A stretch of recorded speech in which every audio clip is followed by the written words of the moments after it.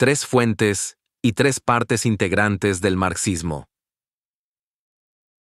La doctrina de Marx suscita en todo el mundo civilizado la mayor hostilidad y el odio de toda la ciencia burguesa, tanto la oficial como la liberal, que ve en el marxismo algo así como una secta nefasta. Y no puede esperarse otra actitud, pues en una sociedad que tiene como base la lucha de clases, no puede existir una ciencia social imparcial. De uno u otro modo, toda la ciencia oficial y liberal defiende la esclavitud asalariada, mientras que el marxismo ha declarado una guerra implacable a esa esclavitud. Esperar que la ciencia sea imparcial en una sociedad de esclavitud asalariada sería la misma absurda ingenuidad que esperar imparcialidad por parte de los fabricantes en lo que se refiere al problema de si deben aumentarse los salarios de los obreros, disminuyendo los beneficios del capital. Pero hay más. La historia de la filosofía y la historia de la ciencia social muestran con claridad que en el marxismo nada hay que se parezca al sectarismo, en el sentido de que sea una doctrina fanática, petrificada, surgida al margen de la vía principal que ha seguido el desarrollo de la civilización mundial. Por el contrario, lo genial en Marx es, precisamente, que dio respuesta a los problemas que el pensamiento de avanzada de la humanidad había planteado ya. Su doctrina surgió como la continuación directa e inmediata de las doctrinas de los más grandes representantes de la filosofía, la economía política y el socialismo.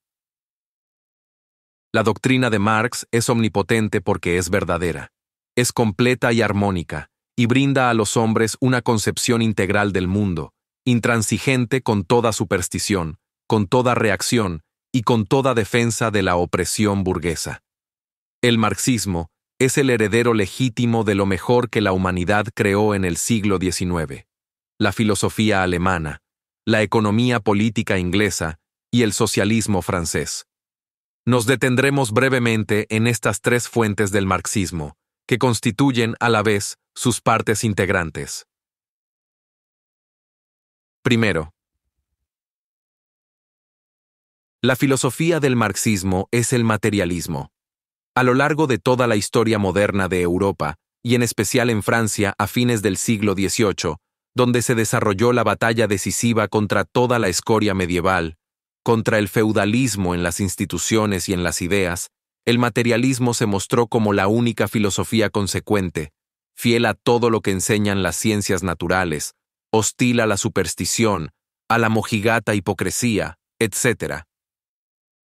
Por eso, los enemigos de la democracia empeñaron todos sus esfuerzos para tratar de refutar, minar, difamar el materialismo y salieron en defensa de las diversas formas del idealismo filosófico, que se reduce siempre, de una u otra forma, a la defensa o al apoyo de la religión. Marx y Engels defendieron del modo más enérgico el materialismo filosófico y explicaron reiteradas veces el profundo error que significaba toda desviación de esa base. En las obras de Engels, Ludwig, Feuerbach y Anti-Düring, que al igual que el Manifiesto Comunista, son los libros de cabecera de todo obrero con conciencia de clase. Aquí es donde aparecen expuestas con mayor claridad y detalle sus opiniones.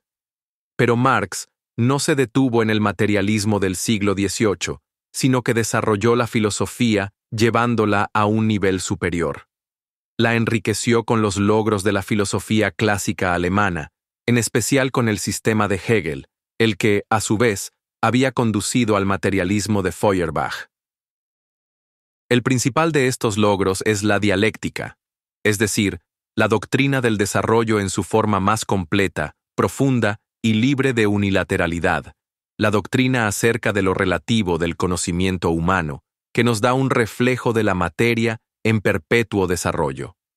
Los novísimos descubrimientos de las ciencias naturales, el radio, los electrones, la transformación de los elementos, son una admirable confirmación del materialismo dialéctico de Marx. Lo quieran o no, las doctrinas de los filósofos burgueses y sus nuevos retornos al viejo y decadente idealismo. Marx profundizó y desarrolló totalmente el materialismo filosófico, e hizo extensivo el conocimiento de la naturaleza al conocimiento de la sociedad humana. El materialismo histórico de Marx es una enorme conquista del pensamiento científico.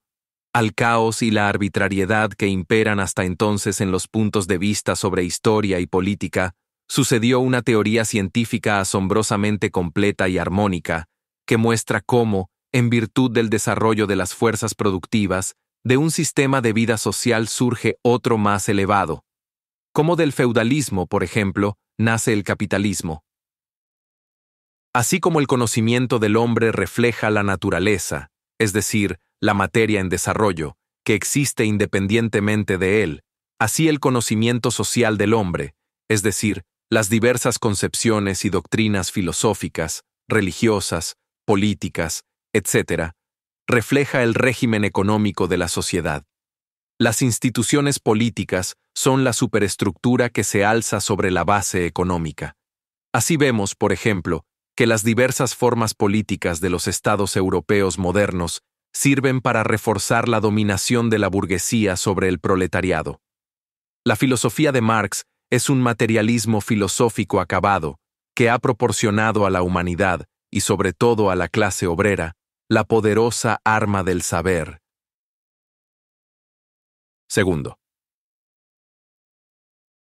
Después de haber comprendido que el régimen económico es la base sobre la cual se erige la superestructura política, Marx se entregó sobre todo al estudio atento de ese sistema económico.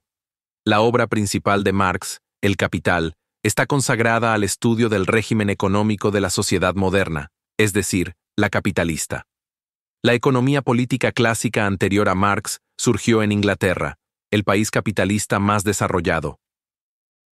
Adam Smith y David Ricardo, en sus investigaciones del régimen económico, sentaron las bases de la teoría del valor por el trabajo. Marx prosiguió su obra. Demostró estrictamente esa teoría y la desarrolló consecuentemente. Mostró que el valor de toda mercancía está determinado por la cantidad de tiempo de trabajo socialmente necesario invertido en su producción. Allí, donde los economistas burgueses veían relaciones entre objetos, cambio de una mercancía por otra, Marx descubrió relaciones entre personas. El cambio de mercancías expresa el vínculo establecido a través del mercado entre los productores aislados.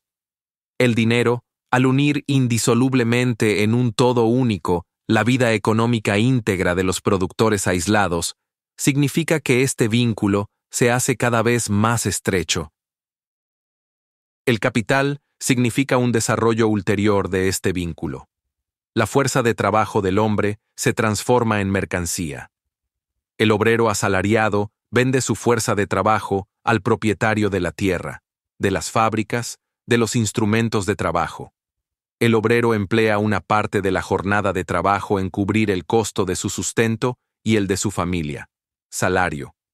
Durante la otra parte de la jornada, trabaja gratis, creando para el capitalista la plusvalía, fuente de las ganancias, fuente de la riqueza de la clase capitalista.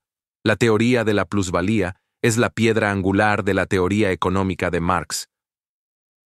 El capital, creado por el trabajo del obrero, oprime al obrero, arruina a los pequeños propietarios y crea un ejército de desocupados. En la industria, el triunfo de la gran producción se advierte enseguida, pero también en la agricultura se observa ese mismo fenómeno, donde la superioridad de la gran agricultura capitalista es acrecentada, aumenta el empleo de maquinaria, y la economía campesina, atrapada por el capital monetario, languidece y se arruina bajo el peso de su técnica atrasada. En la agricultura, la decadencia de la pequeña producción asume otras formas, pero es un hecho indiscutible. Al azotar la pequeña producción, el capital lleva al aumento de la productividad del trabajo y a la creación de una situación de monopolio para los consorcios de los grandes capitalistas. La misma producción va adquiriendo cada vez más un carácter social.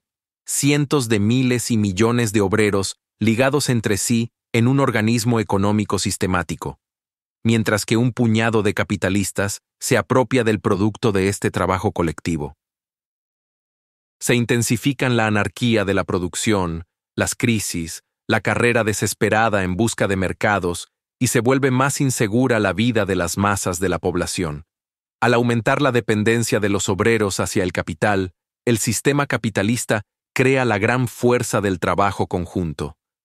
Marx sigue el desarrollo del capitalismo desde los primeros gérmenes de la economía mercantil, desde el simple trueque hasta sus formas más elevadas, hasta la gran producción.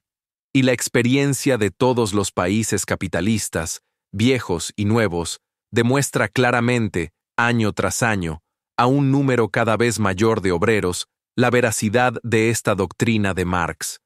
El capitalismo ha triunfado en el mundo entero, pero este triunfo no es más que el preludio del triunfo del trabajo sobre el capital.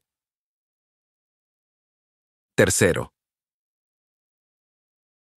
Cuando fue derrocado el feudalismo y surgió en el mundo la libre sociedad capitalista, enseguida se puso de manifiesto que esa libertad representaba un nuevo sistema de opresión y explotación del pueblo trabajador. Como reflejo de esa opresión y como protesta contra ella, aparecieron inmediatamente diversas doctrinas socialistas. Sin embargo, el socialismo primitivo era un socialismo utópico. Criticaba la sociedad capitalista, la condenaba, la maldecía, soñaba con su destrucción, imaginaba un régimen superior y se esforzaba por hacer que los ricos se convencieran de la inmoralidad de la explotación. Pero el socialismo utópico no podía indicar una solución real, no podía explicar la verdadera naturaleza de la esclavitud asalariada bajo el capitalismo, no podía descubrir las leyes del desarrollo capitalista, ni señalar qué fuerza social está en condiciones de convertirse en creadora de una nueva sociedad. Entretanto, las tormentosas revoluciones que en toda Europa, y especialmente en Francia, acompañaron la caída del feudalismo, de la servidumbre, revelaban en forma cada vez más palpable que la base de todo desarrollo y su fuerza motriz era la lucha de clases. Ni una sola victoria de la libertad política sobre la clase feudal se logró sin una desesperada resistencia. Ni un solo país capitalista se formó sobre una base más o menos libre o democrática, sin una lucha a muerte entre las diversas clases de la sociedad capitalista. El genio de Marx consiste en haber sido el primero en deducir de ello la conclusión que enseña la historia del mundo y en aplicar consecuentemente esas lecciones. La conclusión a que llegó es la doctrina de la lucha de clases. Los hombres han sido siempre, en política, víctimas necias del engaño ajeno y propio, y lo seguirán siendo mientras no aprendan a descubrir detrás de todas las frases, declaraciones y promesas morales, religiosas, políticas y sociales, los intereses de una u otra clase. Los que abogan por reformas y mejoras se verán siempre burlados por los defensores de lo viejo, mientras no comprendan que toda institución vieja, por bárbara y podrida que parezca, se sostiene por la fuerza de determinadas clases dominantes. Y para vencer la resistencia de esas clases, solo hay un medio: encontrar en la misma sociedad que nos rodea las fuerzas que pueden, y, por su situación social, deben, constituir la fuerza capaz de barrer lo viejo y crear lo nuevo, y educar y organizar a esas fuerzas para la lucha. Solo el materialismo filosófico de Marx señaló al proletariado la salida de la esclavitud espiritual en que se han consumido hasta hoy todas las clases oprimidas. Solo la teoría económica de Marx explicó la situación real del proletariado en el régimen general del capitalismo. En el mundo entero, desde Norteamérica hasta el Japón y desde Suecia hasta el África del Sur, se multiplican organizaciones independientes del proletariado. Este se instruye y educa al librar su lucha de clase, se despoja de los prejuicios de la sociedad burguesa, está adquiriendo una cohesión cada vez mayor y aprendiendo a medir el alcance de sus éxitos, templa sus fuerzas y crece irresistiblemente.